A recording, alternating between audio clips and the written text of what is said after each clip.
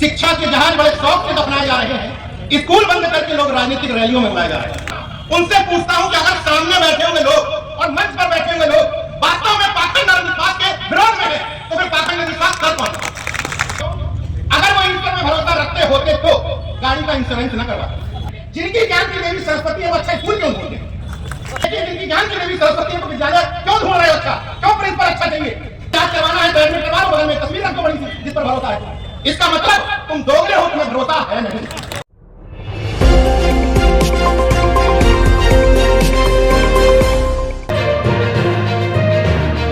जिला top news. साथियों नमस्कार, मैं सुरेश कुमार, आप देख रहे हैं जिला टॉप न्यूज।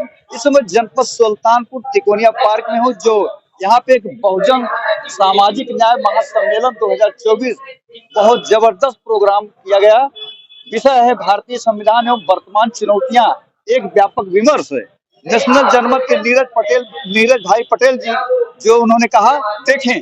सभी महापुरुषों के चरणों में श्रद्धा सुमन अर्पित करते हुए शिक्षा के जहाज बड़े शौक से दफनाए जा रहे हैं, स्कूल बंद करके लोग राजनीतिक रैलियों में बुलाए जा रहे हैं। स्कूल बंद करके लोग राजनीतिक रैलियों में बुलाए जा रहे हैं।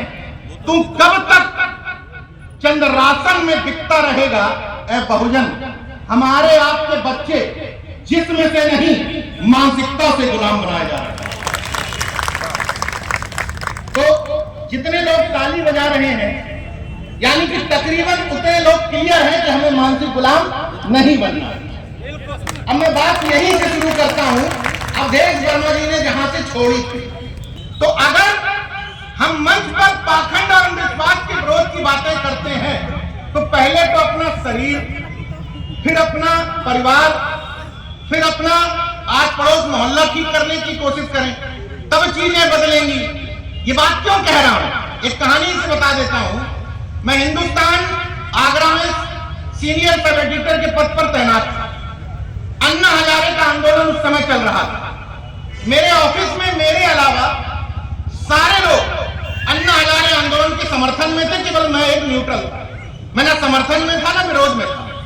मेरे संपादक जी ने एक दिन पूछा, नीरज भाई आप अन्ना हजारे आंदोलन के समर्थन में क्यों नहीं? तो मैंने पूछा कि अन्ना हजारे आंदोलन है क्यों? तो बोले वो भ्रष्टाचार के विरोध में है। तो हमने कहा अगर पूरा देश अन्ना हजारे के आंदोलन के समर्थन में है, तो फिर भ्रष्टाचार कर कौन रहा है? अगर पूरा देश अन्ना हजारे के आंदोलन के समर्थन में था, तो कर कौन रहा है? वैसे ही मैं देश भर के जिन भी मंचों पर जाता हूं, उनसे पूछता हूं कि अगर सामने बैठे हुए लोग और मंच पर बैठे हुए लोग वास्तव में पाखंड और विश्वास के विरोध में है, तो फिर पाखंड विश्वास कर कौन रहा? हो ये रहा है कि जो इन पांडालों में आते हैं, बहुजन पांडालों में, वो पर्ची बनाने वालों के पांडालों में भी जाते हैं। तो ये दोहरी मानसिकता नहीं चलेगी। अगर इन बहुजन पंडालों में आ रहे हो तो वो शिवलिंग पे बेलपत्ती चिपकाने वाले के पंडाल में जाना बंद कर दें। क्योंकि अगर बच्चे एक तरफ कहते हो कि शिक्षा शेरनी का दूध है, जो पिएगा वो दहाड़ेगा, और दूसरी तरफ उनसे पर्चियां बना करके बच्चों को पूछवाते हो। चलो छोड़ दो ये बात। कथा मंचों पर हो सकता है बहुत लोग जाना बंद कर दिए हो। जिनको अपने बताएंगे कि हमें छोटा ऊंच नीच बताते हैं, छोटा बड़ा बता करके भेदभाव करते हैं, उन्हीं से अपने बच्चों का नामकरण करवाते हैं। बड़े बड़े प्रोफेसर, डॉक्टर्स, इंजीनियर्स, बड़े बड़े पत्रकार जो कहते हैं कि हम बुद्धिजीवी हैं, लेकिन खुद में के अंदर बच्चों का नाम रखने की हैसियत नहीं है। बच्चों का नाम उनसे रखवाएं। उसी तरीके से गाड़ी खरीद के लाएंगे अपनी मेहनत से, लेकिन गाड़ी का पूजन उनसे करवाएं। मैं एक बात सिर्फ ये समझना चाहता हूं कि जो लोग किसी से भी गाड़ी का पूजन करवाते हैं, वो दरअसल ईश्वर में भरोसा नहीं करते, तभी पूजन करवाते हैं। क्यों? अगर वो ईश्वर में भरोसा रखते होते तो गाड़ी का इंश्योरेंस न करवाते। अगर इंश्योरेंस करवा रहे हो तो पूजन की जरूरत नहीं है, और पूजन पर इतना भरोसा है तो इंश्योरेंस की जरूरत नहीं। किस बात का इंश्योरेंस है तुम्हारे अंदर दरी खत्म हो गया। वैसे ही हमारे जैसा व्यक्ति अगर लखनऊ में सोचता है कि आज चलो अपने बच्चे का एडमिशन किसी अच्छे मिशनरी स्कूल में करवा दें, अच्छे इंग्लिश मीडियम स्कूल में करवा दें, तो हमारे जैसे आदमी को तो चलता है। लेकिन जिनकी ज्ञान की देवी सरस्वती है वो अच्छा स्कूल क्यों ढूंढते हैं? भाई हमारी तो सावित्रीबाई फुले हैं, उन्होंने कहा कि अच्छे विद्यालय में पढ़वाओ, लेकिन जिनकी ज्ञान की देवी सरस्वती है तो विद्यालय क्यों ढूंढ रहे हो? अच्छा क्यों प्रिंसिपल अच्छा चाहिए? कहीं भी करवा दो तो पढ़ लेगा। वैसे ही मैं अपने पिताजी का इलाज पीजीआई चंडीगढ़ में, पीजीआई लखनऊ में और दिल्ली में, बॉम्बे में करवा रहा हूं, तो मेरे जैसे आदमी को चलता है, क्योंकि मुझे भरोसा नहीं है किसी ईश्वर की सत्ता पर। लेकिन जिनको भरोसा है तो तुम अच्छा अस्पताल क्यों हो? किसी को इलाज करवाना है तो एडमिट करवा लो, बगल में एक तस्वीर रख दो बड़ी सी जिस पर भरोसा है। इसका मतलब तुम दोगले हो, तुम्हें भरोसा है नहीं। गलत तो नहीं कह रहा हूं? अच्छा गलत कह के दे सकता हूं। मुझे प्रकांड विद्वानों ने यह बताया है कि ईश्वर की मर्जी के बिना, प्रकांड विद्वानों ने बताया, तो मैं अगर यहां बोल रहा हूं इसका मतलब ईश्वर की मर्जी मतलब नहीं होती तो मैं क्या बोल पाता क्या? मैं क्या लखनऊ से यहां तक आ पाता क्या? इसका मतलब उसी ने मुझसे कहा है कि जाओ और इन भक्तों को बताओ कि तुम्हारे और तुम्हारे ईश्वर के बीच में एक बिचौलिया है जो माल पीट रहा है। उसी के आदेश से आया हूं, उसका आदेश नहीं होता तो मैं नहीं आता। गलत तो नहीं कह रहा हूं। वैसे ही हिंदी, हिंदू, हिंदुस्तान का ठेका किसका है? जो कहते हैं कि हिंदी, हिंदू, हिंदुस्तान, जो हिंदी की बात करने वाले लोग हैं उनके बच्चे इंग्लिश मीडियम स्कूल में पढ़ रहे हैं। जो आपसे कहते हैं कि हिंदी हिंदी हिंदी हिंदी, वो अपने बच्चों को इंग्लिश मीडियम स्कूल में पढ़ा रहे हैं।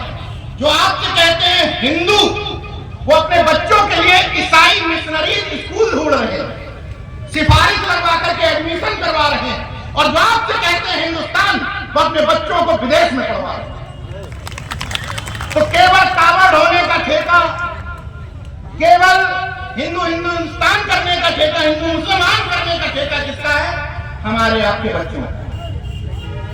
किसी भी नफरत की आंधी में, चाहे वो संभल की घटना हो या इधर बहराइच की घटना, किसी भी नफरत की घटना में, चाहे इस पक्ष का आदमी, आप आंकड़े उठाकर देख लीजिए गुजरात से लेकर कहीं के भी दंगों, चाहे इस तरफ का हिंदू हो चाहे इस तरफ का मुसलमान, मरने वालों में किसी रहीस जाति की औलाद नहीं होती। दोनों तरफ से मरने वाले लोग गरीब और मजलूम की ही औलाद होते हैं। तो नेता और बड़े बड़े अधिकारी उनके नाम पर रोटियां सेकेंगे राजनीति की, लेकिन मरने के लिए, वहां पर शहीद होने के लिए केवल हमारे आपके घर के बच्चे। छोड़ दो, बॉर्डर पर शहीद होने वालों की लिस्ट उठा करके देख लो, वहां भी देख लो कि किनके घर के बच्चे बॉर्डर पर हमारी रक्षा करने के लिए डटे हुए हैं। इसलिए मैं आप लोगों से अनुरोध कर रहा हूं कि कम से कम इन कार्यक्रमों में आते हो, इन मंचों पर आते हो, तो कुछ बातें अपने दिल से एकदम क्लियर कर लो कि हमको क्या करना है और क्या नहीं करना है। ये तय कर लेंगे ना, तो एक बात और करनी है। ये तो पाखंड की बात हो गई। अब मुख्य मुद्दे पर आते हैं, भारतीय संविधान एवं वर्तमान चुनौतियां। तो भारत के संविधान से, जब भारत के संविधान का स्वरूप में प्रस्तावना में ही धर्मनिरपेक्ष शब्द लिख दिया गया है, तो संविधान के स्वरूप को बचाने की जिम्मेदारी हमारी बनती है। उस स्वरूप को बचाने की जिम्मेदारी, जब भारत का संविधान कहता है कि जाति, वर्ण, लिंग, धर्म के हिसाब से भेदभाव नहीं किया जा सकता, तो इसको बचाने की भी जिम्मेदारी हमारी बनती है। अब मैं उस जाति पर आ रहा हूं।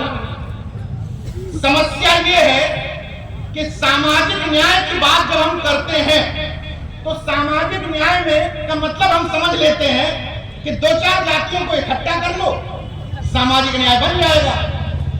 दरअसल राजनीतिक परिवर्तन और सामाजिक परिवर्तन को हम आपस में क्लब कर देते हैं, जबकि दोनों अलग अलग चीजें हैं।